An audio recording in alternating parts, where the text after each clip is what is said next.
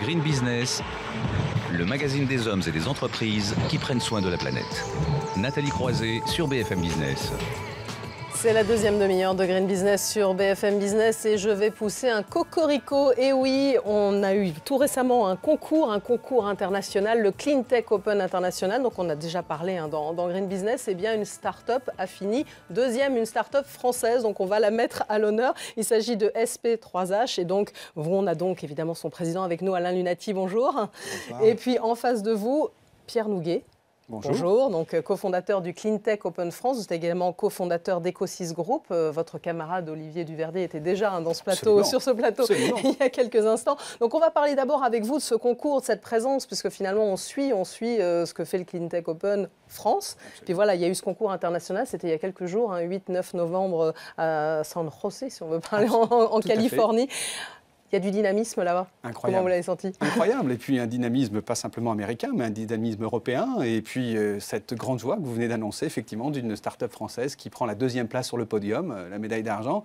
On espère que l'année prochaine, on aura la médaille d'or, mais c'est déjà une belle étape. Et c'est incroyable de voir cet écosystème californien dans lequel il n'y a pas simplement, encore une fois, des Californiens, mais toute une équipe complète d'Européens et de Il y avait 35 pays, je crois, à peu près. 35 pays, et bien évidemment, au-delà de l'Europe, des gens qui venaient du Japon, d'Australie.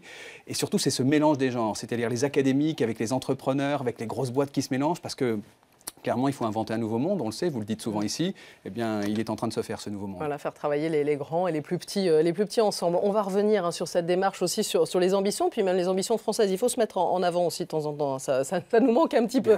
Alain Lunati, SP3H, donc déjà bravo, deuxième donc de cette épreuve.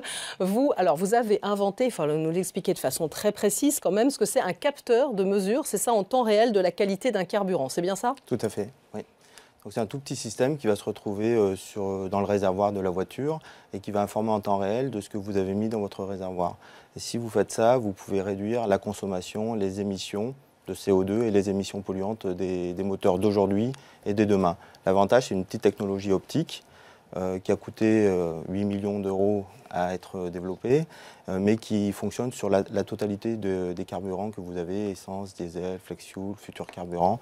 Donc c'est pas que pour aujourd'hui, c'est aussi pour demain. Donc ça coûte 8 millions d'euros à mettre en place, mais je crois que vous avez réussi à en faire finalement d'avoir un coût qui est moindre, on va dire, finalement, pour ce produit. Alors, la recherche et le développement, c'est nos 8 dernières années. Aujourd'hui, on est dans des phases de développement industriel. Donc, clairement, le Clean Tech Open était une formidable accélération et avancée. Aujourd'hui, effectivement, le prix du capteur devait être à coût automobile, puisqu'on vise les marchés des transports. Et vous savez que tout coûte cher sur une voiture. Donc, on vise un petit système qui coûtera moins de 30 euros.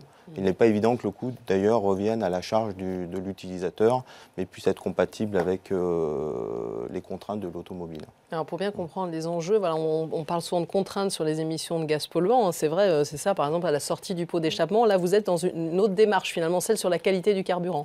Oui, parce qu'il y a un très gros problème aujourd'hui qu'il était difficile d'adresser. Et c'est en gros, il faut trouver la façon de faire fonctionner un moteur avec son carburant. Et ce n'est pas simple. Il y a une infinité de carburants, parce que les carburants sont composés de milliers de molécules. Et le moteur est réglé que sur un seul carburant. Et donc, en fait, il y a un manque entre régler un moteur sur un carburant que vous ne retrouverez jamais à la pompe, statistiquement c'est impossible, et derrière, la nécessité d'avoir un moteur optimisé en permanence. Nous, on est en gros le chaînon manquant, c'est-à-dire on fournit aux constructeurs un outil d'aide à la décision qui va leur permettre d'améliorer les performances du moteur d'aujourd'hui.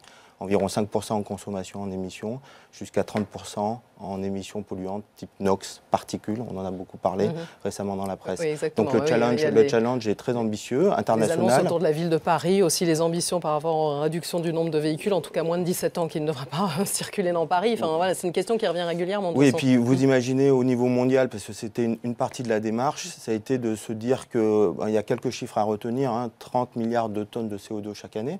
Donc voilà, 25%. C'est le transport. Et maintenant, vous prenez un chiffre ou deux, c'est 3 voitures pour 1000 habitants en Inde, 25 voitures pour 1000 habitants en Chine, 550 en Europe, 830 aux États-Unis. Le problème, c'est que les 25 en Chine, c'est déjà le plus gros marché automobile de la planète. On est obligé de travailler à améliorer l'efficacité énergétique des moteurs d'aujourd'hui et de demain. On sait que dans les projections, il y aura encore 50% de voitures équipées de moteurs thermiques en 2050.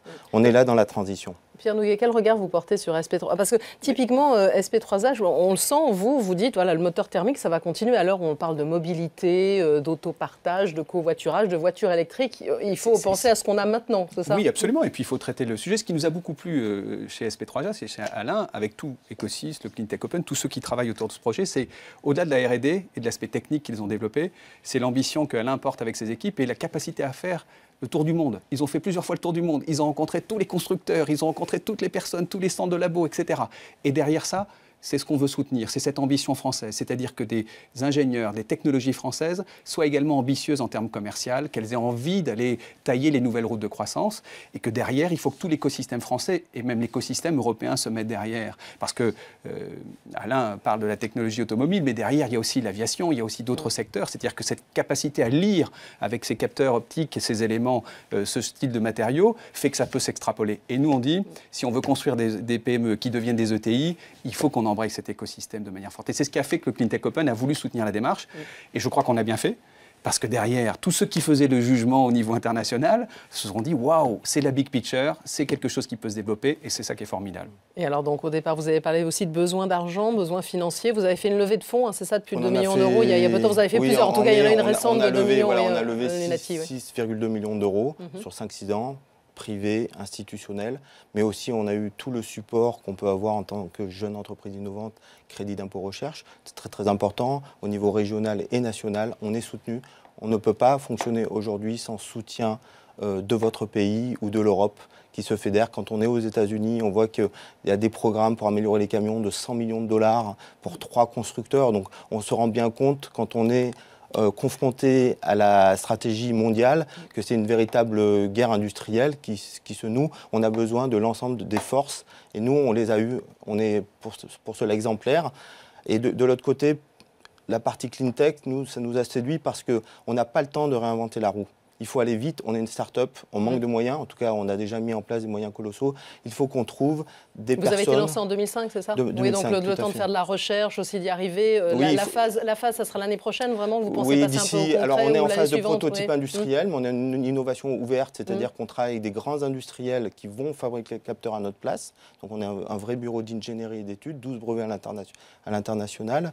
Et l'idée, c'est de se dire, pour pouvoir aller vite, il faut trouver les gens qui ont déjà des moyens pour pouvoir en fait accélérer votre développement. Alors on parlait justement de statut, jeune entreprise innovante, aussi le crédit impôt recherche. Dans le rapport gallois, on dit qu'il faut vraiment maintenir, avoir de la stabilité. Comment vous réagissez aussi à toutes ces questions qu'on soulève encore autour de la compétitivité, des enjeux du soutien aussi aux entreprises? C'est stratégique d'avoir en fait une fédération de tout l'ensemble des acteurs de la filière d'innovation en France.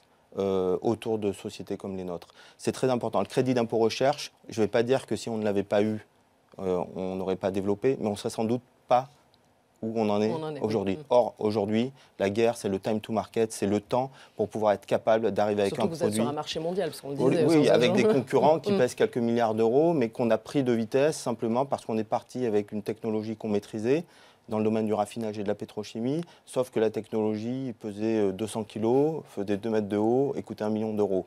Donc le challenge technologique, là où on a été fort, c'est de le réduire à un petit système de 300 grammes de 30 euros. Ce système a effectivement, comme a dit Pierre, des applications dans le domaine médical, dans le domaine pharmaceutique, dans le domaine de la chimie et de l'industrie et de l'aéronautique, puisque finalement on est capable de détecter les produits organiques. Donc on a focalisé sur le domaine automobile, réduction du CO2 des émissions. Mais effectivement, aujourd'hui, nos vecteurs de croissance, c'est aussi d'aller capturer des marchés. Pour ça, on a besoin de faire vite et on a besoin justement d'avoir le support de l'ensemble de la...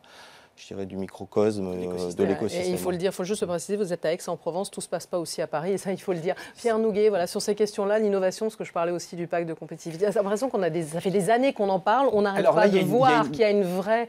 Il y a des Français qui sont prêts à se positionner sur le marché international, à l'image de... Et alors, ce qu'on est en train de lancer avec tout un écosystème, et c'est pour ça qu'on a appelé notre entreprise Ecosys Group, c'est de finalement pas simplement s'intéresser à l'amont de la R&D, à la modélisation en 3D, mais notre obsession, nous, chez Ecosys Group et avec tous nos clients et des PME comme celle de SP3H, c'est de visualiser les routes de croissance. C'est-à-dire de dire parce que finalement... c'est peut-être pas la difficulté française. mais on est très fort en matière de recherche, d'innovation, mais c'est parce que justement, on a diagnostiqué avec Olivier Duverdier, que vous citiez tout à l'heure, ce besoin, c'est qu'on est en train de dire, et c'est pour ça qu'on a lancé le Cleantech Open, pour être une plateforme collaborative, mais au-delà de la plateforme collaborative, le démonstrateur, il faut développer des routes et des produits. Donc notre mission est de construire les routes de croissance, de simuler ces routes de croissance. Regardez, sur le problème concret, comment on peut aider SP3H à s'approprier le monde en faisant que non seulement ils puissent se déplacer, mais qu'on ait dessiné les hypothèses d'associations et bien évidemment derrière ces associations. Il faut arrêter d'être frileux, il faut aller regarder. Et puis il faut d'emblée regarder aussi ailleurs. Il faut que nos pôles de compétitivité, notamment, il y en a qui travaillent sur la modélisation des systèmes complexes,